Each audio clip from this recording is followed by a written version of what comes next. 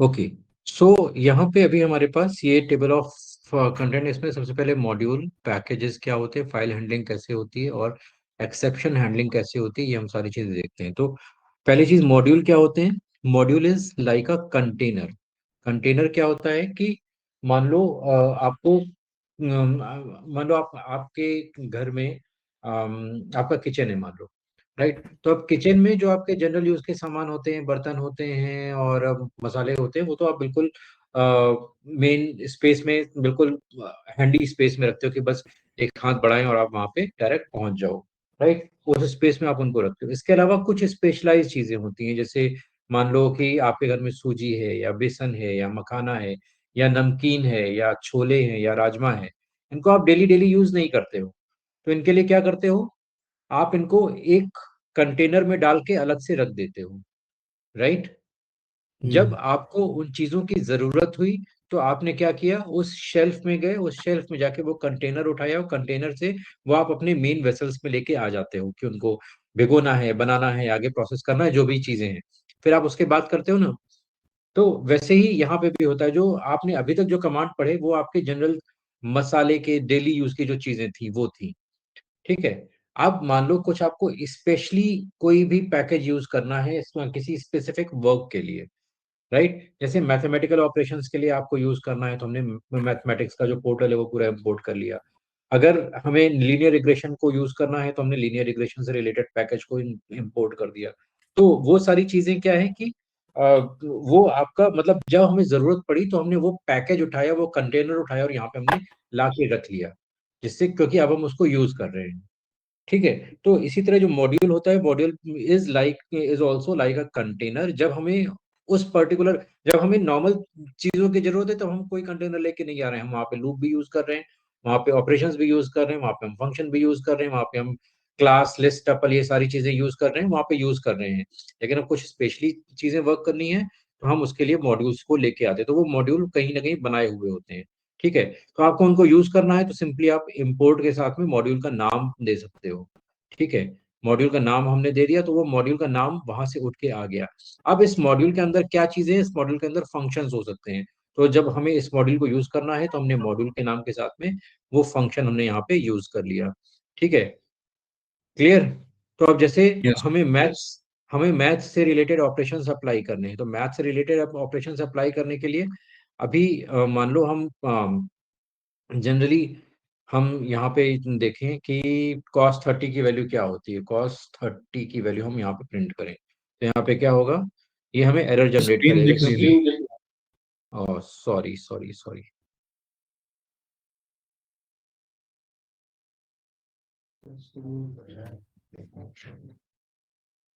अभी विजिबल है। Yes sir. तो अगर हमें मान लो कॉस 30 की वैल्यू हमें प्रिंट करनी है तो हमने यहाँ पे कॉस 30 लिखा तो यहाँ पे एरर दे देगा क्योंकि कॉस इसको नहीं पता है, ठीक है। लेकिन अगर हम यहाँ पे क्या करते हैं, हमने इंपोर्ट मैथ को यहाँ पे यूज किया और अब इसके बाद हम यहाँ पे लिखते हैं मैथ कॉस 30, राइट। तो यहाँ पे इसने कॉस 30 की वैल्यू हमें यहाँ पे प्रिंट करके दे दी, यस सर। है ना। तो ये मैथ क्या है, मैथ एक कंटेनर है, एक पैकेज है जिसके अंदर मैथ से रिलेटेड जितने फंक्शंस है वो यहाँ अवेलेबल है। हमने जो फैक्टोरियल फंक्शन यूज किया था ना, तो फैक्टोरियल 5 अगर हम यहाँ पे यूज करते तो ये सॉरी फैक्टोरियल सॉरी मैथ पूरा डॉट डालना होगा, मैथ डॉट फैक्टोरियल होगा फिर फैक्टोरियल, फैक्टोरियल पूरा फंक्शन है तो ये मैथ के अंदर है।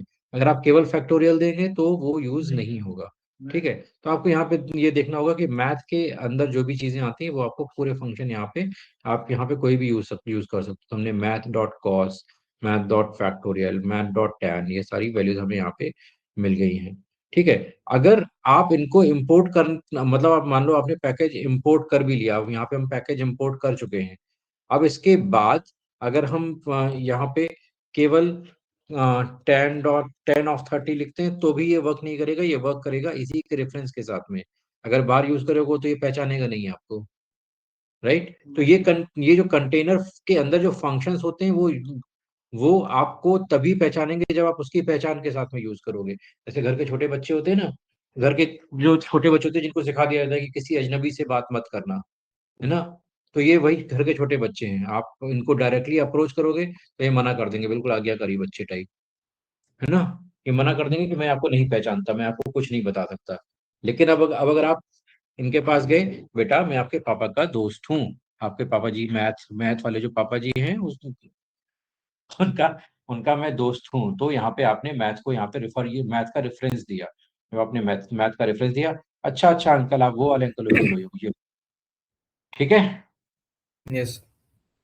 तो इस तरह से आप यहाँ पे इन फंक्शंस को यूज करते हैं। तो इसमें बहुत सारे पैकेज होते हैं, जरूरत के अकॉर्डिंग, जैसे आप आगे बढ़ते जाओगे तो आप यहाँ पे पैकेजेस को के बारे में आपको पता लगता जाएगा। तो अब जैसे रैंडम नंबर जनरेट करने का फंक्शन होता है, तो उसके लिए यहाँ पे पैकेज होता है, तो वो होता है रैंडम पैकेज। ठीक है, रैंडम पैकेज होता है, तो इसको भी आप यहाँ पे यूज कर सकते हो रैंडम नंबर जनरेट कराने के लिए। ठीक ठीक है। तो रैंडम नंबर, आप अगर आपको 0 से 1 के बीच में रैंडम नंबर जनरेट कराना है, तो आप 0 से 1 के बीच में रैंडम जनरेट कराने के लिए सिंपली रैंडम यूज कर सकते हो। ठीक है। तो यहाँ पे रैंडम लिया और print random dot random, right. तो ये एक नंबर जनरेट कर देगा, डिफॉल्ट एक रैंडम नंबर 0 से 1 के बीच में। ठीक है। और random random number between 0 and 1। ठीक है। दूसरा क्या होता है, रैंड रेंज। सो जैसे उसमें रैंड बिटवीन होता है, वैसे यहाँ पे होता है rand range, random dot rand range, right. और यहाँ पे आपको देना पड़ेगा, सपोज 5 से 50 के बीच में एक रैंडम नंबर आपको जनरेट करना है, यहाँ पे दिया तो उसने 5 से 50 के बीच में रैंडम नंबर जनरेट कर दिया। So it generates a random number between the given range, right. तो एक्सेल में जैसे आप यहाँ यूज करते हो रैंड फंक्शन यूज करते हो ना, इसके लिए यहाँ पे रैंड फंक्शन यूज करते हो। ठीक है। इसी तरह से यहाँ पे इसके लिए क्या यूज करते हो, Rand range. Rand range. Excel में क्या यूज करते हो, Rand between. हाँ रैंड बिटवीन, ये एक्सेल में आप यूज करते हो ना। Yes, sir. तो वैसे ही यहाँ पे, वहां पे रैंड बिटवीन है, यहाँ पे रैंड रेंज है, तो एक रैंडम नंबर जनरेट करने के लिए हम यहाँ पे रैंड रेंज यूज करते हैं। ठीक है। अब यहाँ पे आप डायरेक्ट अगर रैंडम या रैंड रेंज यूज करते हो, ये काम नहीं करेगा। रैंडम अगर आप डायरेक्ट यूज करोगे, ये आपको नहीं पहचानेगा, ये अपने पापा के साथ में ही पहचानेगा आपको। ठीक है। Yes, sir. क्लियर। तो Yes, sir. अब यहाँ पे कभी कभी क्या होता है कि ये पैकेजेस के नाम बहुत बड़े होते हैं, तो पैकेजेस के नाम बड़े हैं तो हम उनको एक छोटा नाम भी दे सकते हैं, जैसे हमारे निक नेम होते हैं ना, चिंटू मिंटू पिंटू, वैसे इन पैकेजेस के भी आप यहाँ पे नेम रेड जो निक नेम है या शॉर्ट नेम है दे सकते हैं। तो basically alias names of the package, package के एलियास नेम आप यहाँ पे डिफाइन कर सकते हो। तो यहाँ पे जैसे import random as R D. ठीक है। तो आर डी का हमने इसको क्या दे दिया, Short name. हमें शॉर्ट नेम दे दिया। तो अब इस शॉर्ट नेम के साथ में भी आप यहाँ पे पैकेजेस को यूज कर सकते हो।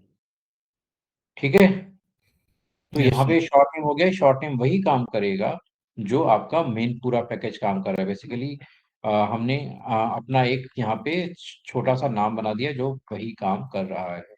ठीक है। अब इसके बाद जैसे हमें कोई पर्टिकुलर पार्ट इंक्लूड करना होता है, राइट। तो पर्टिकुलर पार्ट इंक्लूड करने के लिए हम यहाँ पे लेके आते हैं फ्रॉम फंक्शन। ठीक है। जैसे हमें केवल हमें टुडे फंक्शन चाहिए, राइट। तो हमें केवल डेट पार्ट के फंक्शंस को यूज करना है, क्योंकि जब आप किसी भी पैकेज को इंक्लूड करते हो तो उसके जितने भी फंक्शंस आते हैं वो सारे हमारे इन्वायरमेंट में इंपोर्ट हो जाते हैं, राइट। जितने भी फंक्शन है, अब यहाँ पे जैसे डेट टाइम फंक्शन है, डेट टाइम के अंडर में डेट के फंक्शंस भी हैं, टाइम के फंक्शंस भी हैं, लेकिन हमें डेट के फंक्शंस को इंपोर्ट करना है, राइट। तो यहाँ पे आप अब सारी चीजें नहीं नहीं इंपोर्ट करनी है, हमें एक उसका पार्ट ही इंपोर्ट करना है। तो यहाँ पे आप उस पार्ट को भी यहाँ पे इंपोर्ट कर सकते हो। तो जैसे यहाँ पे हमने यूज किया है फ्रॉम, एक तो है डेट टाइम, हम यहाँ पे यूज किया from date time import date, ठीक है। यहाँ पे इंपोर्ट डेट हमने यूज किया और हम यहाँ पे प्रिंट करते हैं डेट डॉट टुडे। तो जो आज की डेट है वो यहाँ पे आ गई, ठीक है। Yes sir. अब हमने डेट को इंपोर्ट तो कर लिया, लेकिन अगर हम यहाँ पे प्रिंट डेट डॉट और नाउ का हम ये रेफरेंस देते हैं, ये हम टाइम का रेफरेंस दे रहे हैं, तो ये यहाँ पे नहीं आया, राइट, क्योंकि हमने यहाँ पे टाइम वाला पार्ट इंपोर्ट नहीं किया है। लेट्स से अगर हम यहाँ पे टाइम वाला पार्ट इंपोर्ट करके देखते हैं तो क्या होगा, from date time import time, और फिर यहाँ पे हमने दिया print print time dot now, right. Oh sorry, P R I N T,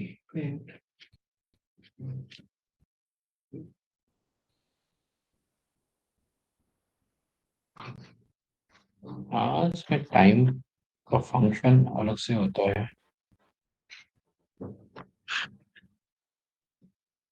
to get time in Python.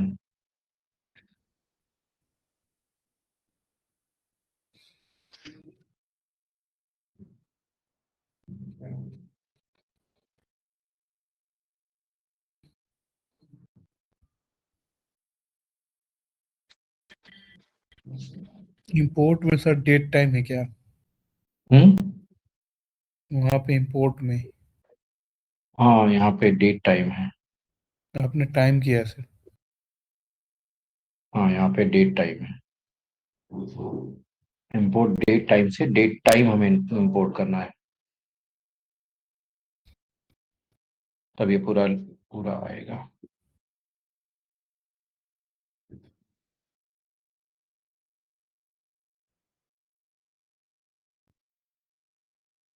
ठीक है, यस। तो यहाँ पे डेट के साथ में हमें पूरा टाइम भी दे रहा है। तो जैसे जैसे भी आप वैल्यू इंपोर्ट करोगे उसी अकॉर्डिंग उतना पैकेज ही इंपोर्ट होके आएगा, राइट। तो यहाँ पे ये जो जब हम इंपोर्ट करके लेके आ रहे हैं, इससे क्या हो रहा है कि आप यहाँ पे पूरा पैकेज इंपोर्ट करोगे और उस इंपोर्ट पैकेज को हमने यहाँ पे एक नाम दे दिया, उस नाम को रेफरेंस में यूज करके, अगर पैकेज का नाम यूज करें तो हम डायरेक्ट पैकेज का नाम भी यूज कर सकते हैं, या हम एलियास का नाम भी यहाँ पे यूज कर सकते हैं। तो ये सारी चीजें आप यहाँ पे लगा सकते हो, लेकिन मान लो आपको वो सारी चीजें इसी इन्वायरमेंट में चाहिए जिससे आप उनको डायरेक्टली यूज कर पाए। तो डायरेक्टली यूज करने के लिए हम डायरेक्टली यूज करने के लिए हम यहाँ पे इसको यूज करते हैं, एक स्टार करके होता है। सो अब जैसे यहाँ पे हमने दिया फ्रॉम मैथ इंपोर्ट स्टार, ये हमने यहाँ पे दे दिया, ठीक है। एक तो हमने इंपोर्ट मैथ दिया था, अब यहाँ पे इंपोर्ट स्टार दे दिया।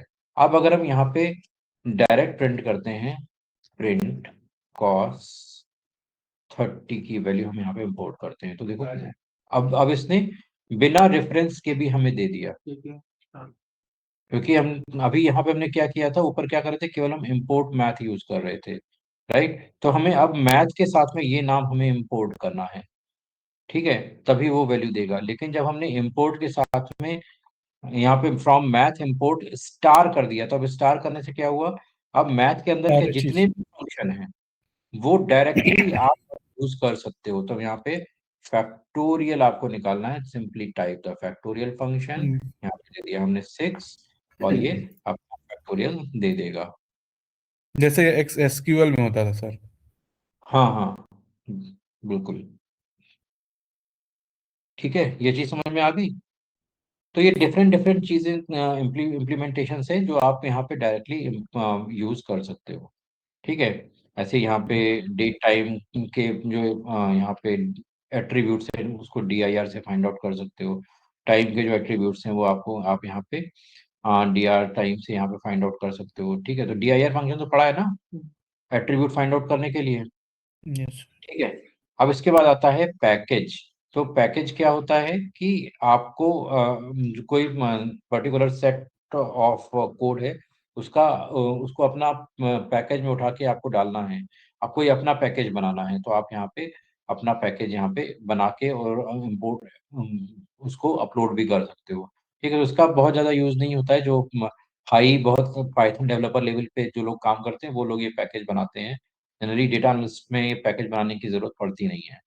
ठीक है, अब आता है यहाँ पे फाइल हैंडलिंग। आपको आपके सिस्टम से फाइल उठा के वहां पे कुछ ऑपरेट करना है, तो यहाँ पे हम फाइल हैंडलिंग को भी रेफर करते हैं। तो फाइल हैंडलिंग में यहाँ पे क्या होता है, अलग अलग डेटा फाइल हैं, डेटा फाइल्स के साथ में आप काम करना सीखते हो। ठीक है, तो अब जैसे यहाँ पे आपके ये ये आपका फोल्डर है। फोल्डर कहाँ है, ओपन करना पड़ेगा। ये इसमें यहाँ पे हम जाते हैं। विनीत जी को फोल्डर नहीं दिख रहा होगा, मैं रीशेयर करता हूँ स्क्रीन।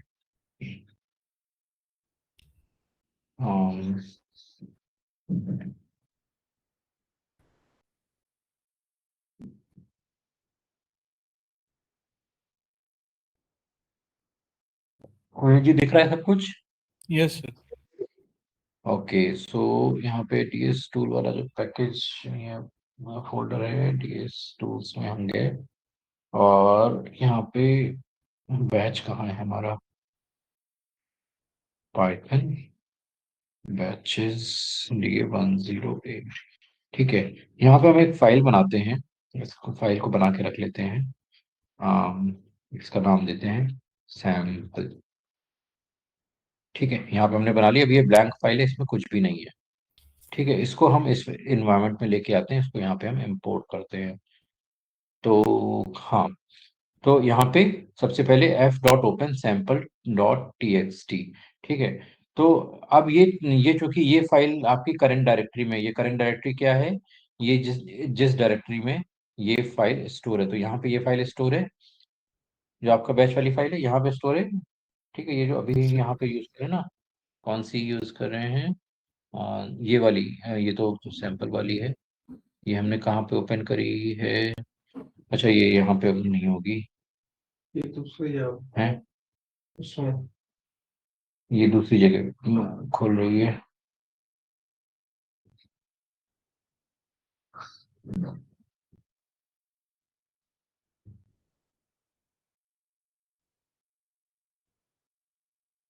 ये आपकी यहाँ पे इस जगह पे होगी, ये sample dot TXT Python class material step by step, यहाँ पे सैंपल डॉट टीएक्सटी।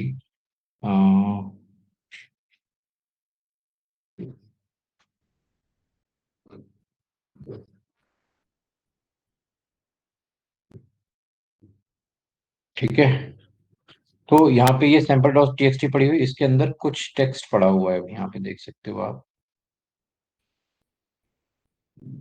ठीक है, ये कुछ टेक्स्ट यहाँ पे पड़ा हुआ है।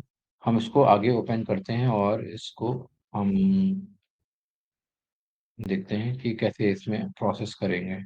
ठीक है, तो सबसे पहले यहाँ पे ओपन सैंपल डॉट टीएक्सटी, तो कोई किसी भी फाइल को इस डायरेक्टरी में हमें ओपन करना है सिर्फ, राइट। तो उसके लिए हम यहाँ पे ओपन यूज कर रहे हैं। तो यहाँ पे सैंपल डॉट टीएक्सटी नाम से फाइल पड़ी हुई है, हम इसको खाली ओपन कर रहे हैं और उसके बाद क्लोज कर रहे हैं। तो किसी भी सिस्टम फाइल को यहाँ पे इस एनवायरनमेंट में ओपन करने के लिए हम यहाँ पे सिंपली ओपन फंक्शन को यूज करते हैं, और हम इसको क्लोज फंक्शन का यूज करते हैं बंद करने के लिए।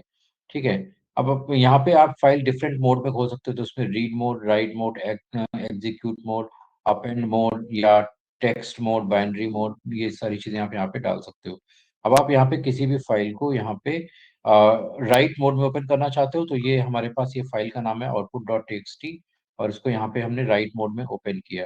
तो राइट मोड में ओपन करने के बाद आप इस फाइल में कुछ चेंजेस अपनी तरफ से कर सकते हो। ठीक है, so it is highly recommended कि आप यहाँ पे जो भी इनकोडिंग टाइप वगैरह है, ये सारी चीजें आप यहाँ पे, और किस मोड में ओपन ओपन करना है, आप ये स्पेसिफाई करना बहुत जरूरी होता है, जिससे जब आप लैग वगैरह पे काम करोगे तो उस पे लॉग वगैरह क्या क्रिएट होगा, वो इन्हीं सारी चीजों से क्रिएट होके क्लियर रोल स्पेसिफाई करेगा। और फाइल को क्लोज करने के लिए सिंपली क्लोज फंक्शन को यूज करते हैं। ठीक है, तो अभी यहाँ पे देखते हैं कि कैसे ऑपरेशन होते हैं। सबसे पहले यहाँ पे अब मान लो ये नया सैंपल डॉट टीएक्सटी फाइल यहाँ पे एग्जिस्ट कर रही, तो ये नया सैंपल डॉट टीएक्सटी कहाँ पे है, न्यू सैंपल numpy पाइंडर। न्यू सैंपल नाम से भी कोई नहीं है, तो हम यहाँ पे इसको न्यू सैंपल नाम से बना देते हैं। ठीक है, न्यू अंडरस्कोर सैंपल। ठीक है, इसको हम ओपन कर रहे हैं। न्यू सैंपल टीएक्सटी फाइल ये है हमारी। ठीक है, ये मेरी नई फाइल का कंटेंट है, और इसमें और मैं इसको फिर से लिख रहा हूँ, this is the second testing line. ठीक है, यहाँ पे हम यहाँ पे गए, हमने इसको ओपन किया। ठीक है, अभी इसको हम यहाँ से हटा देते हैं, जो भी कुछ है हम यहाँ पे यहाँ से हटा देते हैं। ठीक है, और यहाँ पे अब फिर से लिखते हैं, अम, मेरी प्यारी नई सैंपल फाइल फिर से लिखने के लिए रेडी है। ठीक है, और ये दूसरी वाली लाइन है। ठीक है, इस तरह से हमने लिखा। तो यस सर। अब ये जो हमने यहाँ पे लिखा है, ठीक है, मान लो यहाँ पे हम कुछ लिख देते हैं, एक्स वाई जी एक्स वाई जी एक्स वाई जी एक्स वाई जी एक्स वाई जी एक्स वाई जी, यहाँ पे लिख दिया हमने। इसको हम यहाँ पे सेव कर देते हैं। ठीक है, सेव करने के बाद हमने इसको कर दिया क्लोज, और हम इसको यहाँ पे, अभी हमने इसको ओपन ओपन कर रहे हैं न्यू सैंपल को राइट मोड में। इसके बाद इसमें हमें कुछ लिखना है, तो एफ डॉट राइट। यहाँ पे दो स्टेटमेंट हमने एफ डॉट राइट के लिखा, फिर इसको हमने यहाँ पे लास्ट में क्लोज कर दिया। तो इसको हम यहाँ पे एग्जीक्यूट कराएंगे, तो एग्जीक्यूट कराने पे क्या होगा, जैसे एग्जीक्यूट कराया अभी आप देखोगे, यहाँ पे हमारे पास ये जो डेटा है। ठीक है, यहाँ पे हम इसको ओपन यहाँ पे हम इसको ओपन करते हैं, तो यहाँ पे वही कंटेंट आ गया जो हमने लिखा था। यस ठीक सर। है, जो एग्जिस्टिंग कंटेंट है, अगर हमने राइट मोड में ओपन किया है और उसके बाद हम कुछ भी राइट का कमांड देते हैं, तो जो एग्जिस्टिंग कंटेंट है उसको हटा के नया कंटेंट लिखेगा वो। ठीक है, यस सर। एग्जिस्टिंग कंटेंट को हटा के वो नया कंटेंट फिर से लिखेगा। हाँ, ठीक है। अब आपको यही चीज रीड करनी है, तो रीड करने के लिए हम इसको सिर्फ रीड मोड में ओपन करेंगे, तो यहाँ पे आर मोड है। ठीक है, तो यहाँ पे हमने इसको डाला और इसको एग्जीक्यूट कराया। अच्छा, नया सैंपल हटा दिया था ना, न्यू न्यू सैंपल है, न्यू सैंपल। ठीक है, और इसको हम यहाँ पे रन करा देते हैं। तो अब देखो, यहाँ पे पहले प्रिंट एफ डाला, प्रिंट और एफ डाला, तो हमने एफ में ओपन किया है इस फाइल को। लेकिन अगर सिंपली प्रिंट के साथ एफ करा रहे हैं, तो वो फाइल से रिलेटेड डिटेल दे रहा है कि ये रैपर क्या है, इंक्लूडिंग क्या है, और यहाँ पे किस मोड में ओपन हुई ये भी यहाँ पे दिखा रहा है। तो अभी ये राइट रीड मोड में ही ओपन हुई है, राइट मोड में ओपन नहीं हुई है। इसके बाद जो हमने लिखा यहाँ पे एफ डॉट रीड, तो इसने इसके अंदर का पूरा कंटेंट हमें यहाँ पे प्रिंट कर दिया, और इसके बाद इसको क्लोज कर दिया। ठीक है,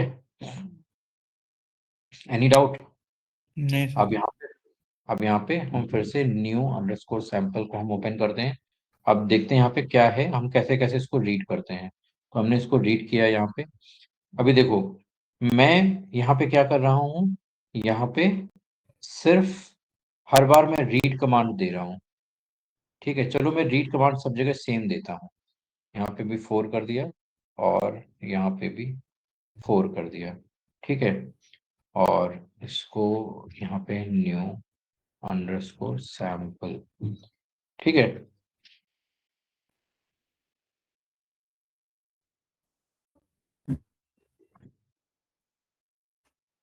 तो हम यहाँ पे इसको एग्जीक्यूट कराते हैं।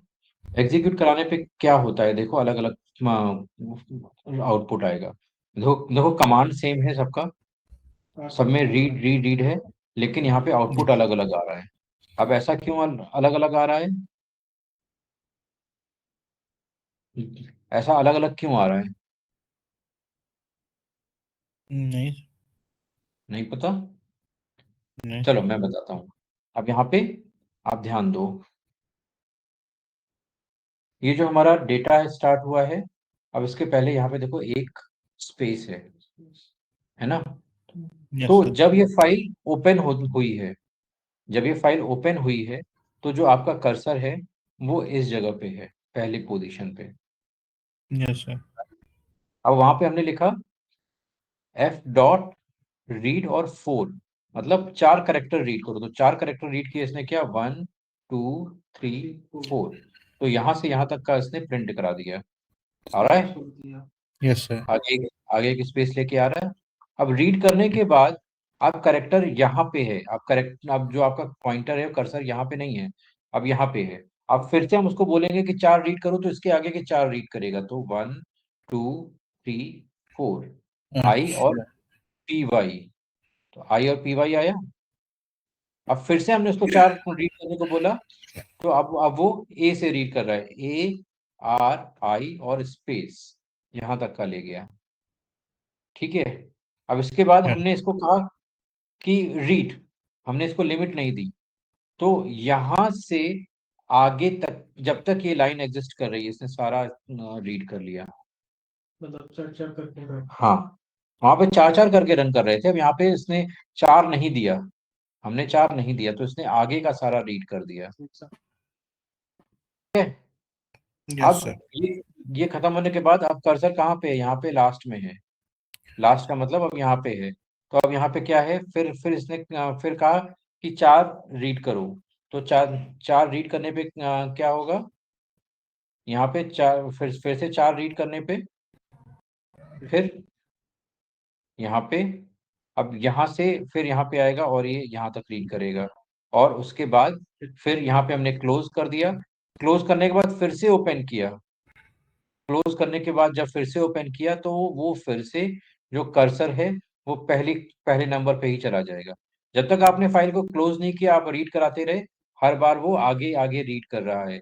जैसे ही क्लोज किया और फिर से ओपन किया, तो अब वो यहाँ से 10 करेक्टर रीड कर रहा है। तो 1 2 3 4 5 6 7 8 9 10 यहाँ तक रीड कर रहा है। ठीक है, क्लियर है? Yes sir. तो एक बार अगर आपने फाइल को ओपन किया और ओपन ही रखा, रीड कराते चले गए, तो वो आगे आगे रीड करता जाएगा। ठीक है। Yes sir. ऐसे यहाँ पे ये सैम्पल डॉट टी है। तो सैम्पल डॉट टी कहाँ पे है हमारी? सैम्पल डॉट टी ये है। ठीक है। हम अब इसको यहाँ पे रन कराते हैं। हमने इसको यहाँ पे रन कराया, इसको रीड किया। तो पहली बार में यहाँ पे दिस, पहली बार में 4 करेक्टर रीड हुए, पूरा दिस रीड हुआ। फिर दूसरी बार में जब 4 करेक्टर रीड हुए, तो यहाँ स्पेस आई एस और फिर स्पेस, फिर 4 करेक्टर रीड हुए। ठीक है। इसके बाद 10 करेक्टर रीड हुए, तो अब यहाँ ए से रीड होंगे। तो 1 2 3 4 5 6 7 8 9 10। ठीक है। तो फाइल तक पूरा रीड हुआ। ठीक है। Yes sir. ये चीज समझ में आ गई? Yes sir. ठीक है। अब यहाँ पे आप कर्सर पोजीशन को रीसेट कर सकते हैं। तो कर्सर पोजीशन को रीसेट करने के लिए हम क्या यूज करते हैं? यहाँ पे टेल फंक्शन को यूज करते हैं। तो टेल क्या करता है? टेल आपकी जो भी कर्सर पोजीशन है वो रिटर्न करता है। ठीक है। तो अभी यहाँ पे मान लो हमने यहाँ पे नया सैंपल टीएक्सटी फाइल यूज की, ओपन करी, और ओपन करके यहाँ पे रीड मोड में ओपन करी, और हमने कहा कि भाई इसके पहले 15 करेक्टर रीड करो। सॉरी, न्यू सैंपल, पूरा नहीं पड़ा हुआ है ना, न्यू सैंपल। ठीक है। हमने कहा 15 रीड करो, तो इसने यहाँ पे 15 करेक्टर रीड कर दिए। ठीक है। 15 करेक्टर रीड करने के बाद हमने पूछा भाई अभी बताओ कर्सर कहाँ पे है? तो एफ डॉट टेल, तो उसने बताया कर्सर 15वें नंबर पे, यहाँ से 15वें नंबर पे जा चुका था ना। ठीक है। चौथा नंबर पे। फिर इसके बाद फिर सीख। अब आपको ये तो टेल से इसने बता दिया कि किस पोजीशन पे आपको इसको किसी पोजीशन पे लेके जाना है। सपोज 4th पोजीशन पे लेके जाना है, राइट? तो यहाँ पे आप सीक फंक्शन के साथ में 4 कर दिया। ठीक है। तो अभी आप यहाँ पे मान लो, अब यहाँ पे अगर आप प्रिंट और एफ डॉट रीड और यहाँ पे 5 कर देते हो, तो क्या आएगा? अभी हमने इसको सीक पे, अभी यहाँ से 15वें नंबर पे टेल ने बताया कि 15वें नंबर पे था। हम सीक में गए, सीक में इसने 4 पे सेट किया, और अब हम यहाँ पे इसको रन कराएंगे। तो 4 नंबर से ये स्टार्ट करेगा रीडिंग। तो 4 नंबर कहाँ से है? सो यहाँ पे इसमें देखो, ये तो 1 2 3, यहाँ पे 4 यहाँ से स्टार्ट करेगा, यहाँ से है। ठीक है। तो यहाँ पे इसने आगे इसको रीड किया। ये कौन सी न्यू सैंपल वाली है? ये तो सैंपल डॉट टीएक्सटी ये वाली। ठीक है, तो यहाँ पे 1 2 3 4, 4 रीड होने के बाद यहाँ पे आई से शुरू करेगा, यहाँ से शुरू करेगा। ठीक है, हाँ 4 छोड़ के 5वें से स्टार्ट करेगा। ठीक है, यस सर। अंडरस्टूड। तो ऐसे ही आप टेल से आपकी फाइंड आउट करते हो कि अभी कहाँ पे है, और सीक से आप उसको फिर से रीसेट पोजीशन पे लेके जाते हो। ठीक है, यस सर। Any doubt? और नो। क्लोज फंक्शन से आप फाइल को क्लोज कर देते हो। इतना क्लियर है? Yes sir. हम्म। ऐसे यस ही सर। आप अगर सिंपली रीड फंक्शन को यूज करते हो तो रीड फंक्शन के लिए रीड फंक्शन से आप ऐसे यहाँ पे रीड कर सकते हो, मेरी प्यारी नई सैंपल फाइल फिर से लिखने के लिए रेडी है। और फिर यहाँ पे अब उसके बाद आप यहाँ पे देखो, न्यू सैंपल वाली में मैंने इसके बाद एक एंटर यहाँ पे मारा था, एक एंटर यहाँ पे मारा, एक एंटर यहाँ पे मारा। ठीक है, तो फिर वो यस। यहाँ पे आए तो उसी के लिए यहाँ पे देखो स्लैश एन लिखे हुए हैं, स्लैश लगे हुए स्लैश एन नहीं, एक लाइन से दूसरी लाइन में, प्रोग्रामिंग के अंदर एक लाइन से दूसरी लाइन के अंदर में, पाइथन के अंदर। ठीक है, यस सर। वैसे ये ऐसी चीजें हैं कुछ की बहुत ज्यादा कभी यूज नहीं होने वाली, लेकिन बस पता होनी चाहिए। ठीक है, आप टेक्स्ट फाइल पे बहुत रेयर ही काम करोगे, आप मेनली डेटा पे ही काम करने वाले हो, तो ये बहुत रेयर ही होती है। ठीक है, यस। Any doubt? अब यहाँ पे no. F F open output dot TXT, और आउटपुट टीएक्सटी, और उसको रीड में ओपन करते हैं, उसके यहाँ पे रीड रीड लाइन स्टेटमेंट डालते हैं। तो रीड लाइन स्टेटमेंट क्या करता है कि जो पूरी लाइन है उसको रीड करता है। तो जैसे यहाँ पे हमारे पास फाइल है आउटपुट डॉट टीएक्सटी। ठीक है, इसमें अभी कुछ भी नहीं है। सो यहाँ पे अगर हम करेंगे आउटपुट डॉट टीएक्सटी तो कुछ भी आउटपुट नहीं है, क्योंकि कुछ है नहीं। ठीक है, यहाँ पे हम कुछ डाल देते हैं, ये विनीत एंड कृष्णा की क्लास है, and KD is teaching in this class. ठीक है, इसको हम सेव कर देते हैं। अभी हम इसको यहाँ पे रन कराते हैं। आप यहाँ पे इसको रन कराओगे तो यहाँ पे देखो पहली लाइन आ गई, रीड लाइन हमने यहाँ पे लिखा है तो पूरी पहली लाइन एक बार में आ गई। ठीक है, अगर यहाँ पे एफ डॉट रीड करोगे तो क्या आएगा? एफ डॉट रीड करने पे पूरा कंटेंट आया है ना? यहाँ पे हमने रीड लाइन किया है तो रीड लाइन से केवल पहली लाइन आई है, जहां पे हमने एंटर प्रेस किया है। जैसे ही एंटर प्रेस किया तो यहाँ पे स्लैश एन आ गया, नई लाइन पे चले गए ना। तो एफ डॉट रीड लाइन, यहाँ पे एफ डॉट रीड लाइन किया तो पहली लाइन आई, दोबारा एफ डॉट रीड लाइन किया तो यहाँ पे स्लैश एन आ गया। क्यों? क्योंकि यहाँ पे हमने एक एंटर प्रेस किया था भाई, ये लाइन रीड करने के बाद सीधे वो यहाँ पे आ गया। अब यहाँ पे उसको और कुछ नहीं मिल रहा है, केवल एंटर ही मिल रहा है, तो वहाँ पे आगे आ गया, यहाँ पे कुछ भी प्रिंट नहीं किया। ठीक है, फिर से रीड लाइन किया तो अभी तीसरी तीसरी लाइन में आ गया, तो तीसरी लाइन में ये आ गया। Okay, yes sir. और इसको हम यहाँ पे क्लोज कर देते हैं, एफ डॉट क्लोज उसके लिए यूज कर सकते हैं।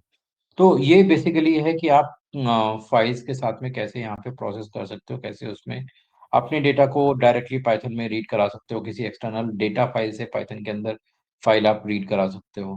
ठीक है, तो बहुत बार जैसे होता है कि सीएसवी फाइल वगैरह रीड हो रही, तो बहुत बड़ी फाइल है तो आप यहाँ से भी रीड करा सकते हो। ठीक है, यस सर। फिर कुछ ऑपरेशन करने हैं आपको other than Python, means Python के अंदर से बाहर आपको कुछ ऑपरेशन करने हैं। तो पाइथन के अंदर से बाहर ऑपरेशन करने के लिए अब जैसे यहाँ पे जो न्यू अंडरस्कोर सैंपल फाइल है, इसका हम नाम कर देते हैं नई वाली फाइल। ठीक है, तो आप यहाँ से रीनेम भी कर सकते हो, तो वो उसके लिए यहाँ पे आपको ओएस का पैकेज इंपोर्ट करना पड़ेगा। ठीक है, यहाँ पे हमने दिया और इसको हमने किया। अब अभी यहाँ पे आप देखोगे तो ये देखो नई वाली फाइल आ गई यहाँ पे, न्यू सैंपल जो यस। थी, नई वाली फाइल बन के आ गई। ठीक है, तो आप इस यस। तरह से आप इस तरह से चीजें आप चेंज भी कर सकते हो। ठीक है। फिर आपको कोई फाइल ओपन करनी है, रीड करनी है, क्लोज करनी है, तो आप यहाँ पे क्लोज भी कर सकते हो। कोई फाइल रिमूव करनी है, जो सैम्पल डॉट टीएक्सटी लेट से रिमूव करनी है, तो आप यहाँ पे ओएस डॉट डॉट रिमूव को भी यूज करते हो। यहीं से आप फाइल्स को रिमूव भी कर सकते हो। ठीक है। तो ये ऑपरेटिंग सिस्टम से रिलेटेड ऑपरेशन है जो आप यहाँ पे अप्लाई कर सकते हो। छोटी मोटी चीजें हैं, फाइल को ओपन करना, क्लोज करना, रिमूव करना, ये सारी चीजें आप कर सकते हो। ठीक है। फिर इसके बाद फिर पाइथन में आप डायरेक्टरी ऑफ फाइल मैनेजमेंट करना चाहते हो, जैसे गेट सी डब्ल्यू डी। तो आप अभी किस वर्किंग डायरेक्टरी में काम कर रहे हो, तो हमने यहाँ पे दिया, तो इसने बता दिया कि मैं इस वर्किंग डायरेक्टरी में काम कर रहा हूँ। ये हमारी पूरी वर्किंग डायरेक्टरी है। ठीक है। आपको डायरेक्टरी चेंज करनी है तो आप C H D I R use कर सकते हो, तो आप डायरेक्टरी चेंज करके किसी और डायरेक्टरी में भी जा सकते हो। करंट वर्किंग डायरेक्टरी क्या है, गेट सी सी डब्ल्यू डी आप यूज कर सकते हो। डायरेक्टरी में कौन कौन सी फाइल है वो आपको डालनी है, तो यहाँ पे डाल डाल सकते हो। तो जैसे यहाँ पे डी ड्राइव में मान लो हमारे पास एक डीएस टूल करके, डीएस टूल्स करके फोल्डर है, तो डीएस टूल्स करके फोल्डर है। तो इसने देखो बता दी यहाँ पे डीएस टूल्स के अंदर ये इतने सारे फोल्डर एग्जिस्ट कर रहे हैं। ठीक है। तो आपको लिस्ट देखनी है तो आप वो यहाँ पे भी, उसके अंदर कितना ये है, कितने फोल्डर है, कितने फोल्डर है वो सब बता देगा। हाँ सब बता देगा। कितने फोल्डर है, कितनी फाइल है, वो सारी चीजें यहाँ पे बता देगा।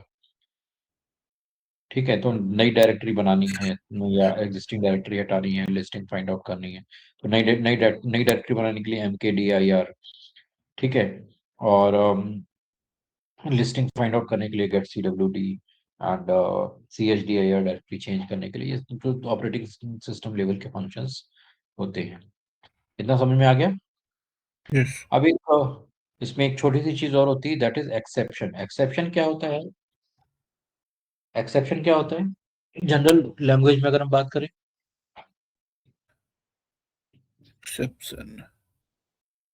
जनरल लाइफ में एक्सेप्शन क्या होते हैं? अपवाद बोलते हैं ना उसको। हम्म। अपवाद है।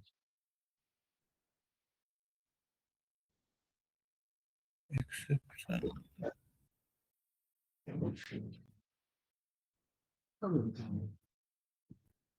हिंदी में। तो exceptions are basically the values which are means of the cases where we detect the error before it happens, राइट। एक्सेप्शन का मतलब होता है कि जैसे सिस्टम में बहुत बार आप काम कर रहे हो, तो सिस्टम में काम करते करते कहीं कोई ऐसी एरर आ गई जिसके लिए सिस्टम रिस्पॉन्सिबल नहीं है और आप भी रिस्पॉन्सिबल नहीं हो। ठीक है। तो ऐसी केसेस में उनको ट्रीट करने की जो वे होती है उसको हम एक्सेप्शन हैंडलिंग बोलते हैं। फॉर एग्जांपल, कहीं पे आपने कोई डिवीजन ऑपरेशन यूज किया है और डिवीजन ऑपरेशन में जो डिनोमिनेटर है वो किसी कैलकुलेशन से होते हुए आ रहा है। ठीक है। अब डिनोमिनेटर अगर जीरो हो गया, डिनोमिनेटर अगर जीरो हो जाता है तो क्या होगा? समथिंग सब डिवाइडेड जीरो। बाय जीरो क्या होगा? इनफाइनाइट हो जीरो। जाएगा। इनफिनिट, हाँ। इनफाइनाइट का मतलब है कि वहां पे एरर आ जाएगी, और जैसे ही एरर आएगी आपका सिस्टम में प्रॉब्लम आ जाएगी, सिस्टम एरर जनरेट करेगा। ठीक है। तो अल्टीमेटली अब ये आपके सॉफ्टवेयर की एरर नहीं है, ये आपकी एरर नहीं है, ये एरर किसकी है? उस प्रोसेस की एरर है। ठीक है। अब उस प्रोसेस की एरर को हम अगर अर्ली डिटेक्ट कर पाए तो उसको हम बोलते हैं एक्सेप्शन हैंडलिंग, क्योंकि ये ऐसे केस हैं जिसमें किसी की एरर नहीं है, ये एक प्रोसेस के थ्रू जनरेट होकर एरर आई है। तो इसको आप अगर इन एडवांस ट्रीट कर लेते हैं तो उसको हम बोलेंगे एक्सेप्शन हैंडलिंग। ठीक है। Yes sir. समझ गए? तो जैसे मान लो 1/0 हमने किया, तो 1/0 करने पे क्या होगा? 1/0 करने पे डिवीजन बाय जीरो की एरर आएगी। लेकिन हम नहीं दिखाना चाहते कि इस तरह की कोई एरर हो। अगर इस तरह की कोई एरर हो जाती है तो अपने आप एक स्ट्रक्चर्ड मैसेज होना चाहिए, तो उसको हम यहाँ पे यूज करेंगे। ठीक है। अब जैसे कोई हम फाइल मान लो ओपन कर रहे हैं, सिस्टम के अंदर से फाइल ओपन कर रहे हैं, लेकिन अगर वो फाइल एग्जिस्ट ही नहीं कर रही है तो क्या होगा? अगर वो फाइल एग्जिस्ट ही नहीं कर रही है तो क्या होगा? एरर एरर आएगी। एरर तो rather than giving error, it should give a message that no such file exists, right? तो उस तरह की चीजों को हम यहाँ पे कर सकते हैं। तो यहाँ पे जो पाइथन के जो बिल्ट इन एक्सेप्शंस होते हैं वो बहुत सारे होते हैं। ठीक है, इनको हम कैसे यूज कर सकते हैं, दो चार हम यहाँ पे देखते हैं। तो इसके लिए हम यहाँ पे try except and catch block को यूज करते हैं। यहाँ पे ट्राई एक्सेप्ट और फाइनली, सॉरी, कैच उसमें होता है सी प्लस प्लस में। तो यहाँ पे try except and finally block को हम यूज करते हैं। तो यहाँ पे क्या होगा, जैसे ही अब यहाँ पे जैसे लिस्ट यहाँ पे यूज माई लिस्ट यूज किया है, यहाँ पे इसमें एक एबीसी है, एक वैल्यू है 0, एक वैल्यू है 10। ठीक है, अब हम यहाँ पे क्या कर रहे हैं, माई लिस्ट के एलिमेंट से डिवीजन करवा रहे हैं। यहाँ पे हम डिवीजन करवा रहे हैं। तो एक बार 1 डिवाइडेड बाई एबीसी होगा, एक बार 1 डिवाइडेड बाई 0 होगा, एक बार 1 डिवाइडेड बाई 10 होगा। ठीक है, तीन तीन ये वैल्यू आएंगी। तो अब यहाँ पे होगा क्या कि जब एबीसी है तो भी एरर फुल सिचुएशन होगी, 0 है तो भी एरर फुल सिचुएशन होगी। सही कब होगा? जब 10 आएगा, राइट? तो जब 10 होगा तो वो एज इट इज एग्जीक्यूट होना चाहिए, लेकिन जब भी एरर आए तो वो प्रॉपर एक मैसेज दे। तो हमने यहाँ पे क्या किया, यहाँ पे लूप लगाया जैसे हम नॉर्मल लूप लगाते हैं। ठीक है, और यहाँ पे हम फिर हमने ट्राई ब्लॉक को लिया। ट्राई ब्लॉक में हमने ये प्रोसेस डाल दी। ठीक है, और एक्सेप्ट में हमने क्या किया कि अगर इसमें से कुछ एरर आती है तो यहाँ पे एरर ऑब्जर्व का मैसेज, तो यहाँ पे sys डॉट exe info को ट्रीट करके और वो एरर को फेच करेगा कि ये एरर क्या है, और उसी के अकॉर्डिंग मैसेज देगा। ठीक है, तो यहाँ पे जब हम इसको एग्जीक्यूट कराएंगे तो यहाँ पे देखो क्या हुआ। यहाँ पे इसने दिखाया कि एलिमेंट ये आया है, इसकी वजह से ये एरर एब्जॉर्ब हुई है, वो है वैल्यू एरर। जब यहाँ पे एलिमेंट 0 आया तो उसकी वजह से ये एरर ऑब्जर्व हुई जिसका नाम है 0 डिवीजन एरर। अब जब यहाँ पे 10 आया तो कोई एरर नहीं है, तो इसने यहाँ पे वैल्यू कैलकुलेट, यहाँ पे जो फाइनल रिजल्ट है वो कैलकुलेट कर दिया। ठीक है, यस सर। तो इस तरह से जो भी एरर है, एरर को आने से पहले ही हम उसको ट्रीट कर रहे हैं। This is what is exception handling, that's it. ठीक है, तो जब भी आप बड़े लेवल के सॉफ्टवेयर बनाओगे तो बड़े लेवल के सॉफ्टवेयर बनाने में इस तरह की चीजें अगर आप डालते हो तो आपका सिस्टम और ज्यादा रोबस्ट क्रिएट होता है। ठीक है, yes. Any doubt with this? नहीं सर। आज के लिए इतना ही रखते हैं। Yes sir. Okay, thank you. आपका पाइथन बस खत्म होने वाला है, 4-5 क्लासेस में खत्म हो जाएगा। ठीक है, so keep on practising, practice बहुत जरूरी है। बस हम